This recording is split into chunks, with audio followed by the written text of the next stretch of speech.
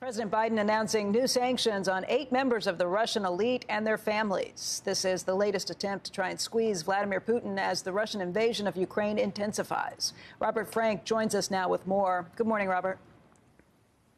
Good morning, Becky. Well, the White House announcing blocking sanctions on 8 wealthy Russians and their families and visa restrictions on another 18 Russian oligarchs and 47 family members. The most prominent person on the new list is Alisher Usmanov. He's got a net worth of around $20 billion.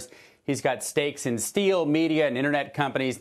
His yacht and his private plane, that's an Airbus A340, the largest private plane in Russia.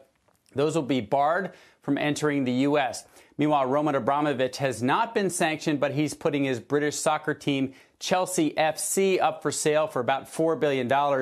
He said the sale proceeds will go to a foundation benefiting all victims of the war in Ukraine.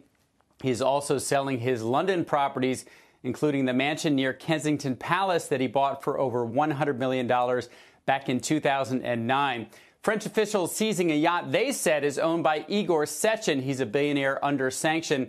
They seized the 280-foot yacht after learning it was, quote, making arrangements to sail urgently. But the company managing the ship denied that Sechin is the direct owner. The White House saying Germany seized Usmanov's boat earlier this week, but German officials denied it. This yacht is registered in the Cayman Islands, owned by a shell company. And Becky, that's going to be the issue here. These guys have been planning for this for years. Almost everything they own is through a shell company or an anonymous LLC, and it's going to be difficult to legally prove that A, they are the owners, and B, that it can be seized. So there's going to be a lot of legal battles here even after they seize this real estate and these boats. Hey, Robert, we had Mnuchin on yesterday, and he said he was advocating for more sanctions. In the aftermath of that interview, there were a number of critics, if you will, perhaps of the Trump administration, that said you want more sanctions now, but you lifted sanctions on people like Deripaska back in 2019. Do you see any connection between those two? Because the more I think about it, the more I think actually that sanctioning them back then would have had no impact, I would think. But maybe I'm wrong on what's happened now.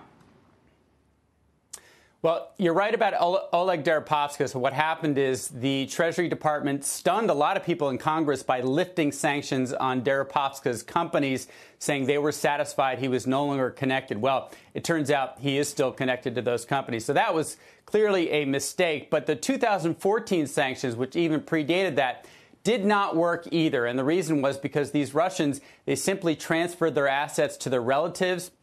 And the second reason they didn't work is because there was the assumption that they would then put pressure on Putin to change his policies, and it just doesn't work that way in Russia. So I think they've learned their lessons. They don't expect these guys will put pressure on Putin, and they also are hoping to include their families this time of the oligarchs so that they can't more easily transfer assets. So we'll see whether it works better this time. Shepard Smith here. Thanks for watching CNBC on YouTube.